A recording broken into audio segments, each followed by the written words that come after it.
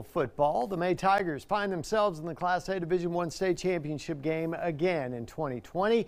They had to work really hard to get it done in the semifinals. Dusty has the Tiger story. We don't normally talk about stuff like state, that early in the season from day one, but this year it felt right. May head coach Craig Steele, coaching in his 17th season with the Tigers, has helped lead his team to the promised land at AT&T Stadium in Arlington. For a lot of these kids, no, I don't think it's sunk in. I don't think it will completely sink in until we get there and they walk in and walk down that tunnel. The Tigers are coming off a thrilling state semifinals win over Blum that went to overtime. Somehow, some way, the Tigers were able to hold off the Bobcats 92-86 to advance to the state finals. We weren't really expecting that kind of offensive shootout.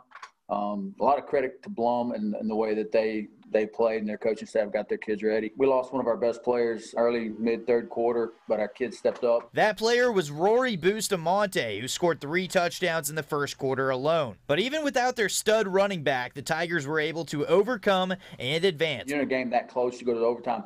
One thing goes wrong one way or the other, we could have lost that game and never got to overtime. I mean, we scored with not long left on the clock, and we had to make the extra point, or there is no overtime. The game came down to a final defensive stop by the Tigers on 4th down that punched their ticket to Arlington. When you got 14 to 18-year-old kids out there that can perform in that kind of pressure situation, that says a lot about those kids. The Tigers look to secure their first state title since 1977 when they take on top-ranked Sterling City Wednesday, December 16th.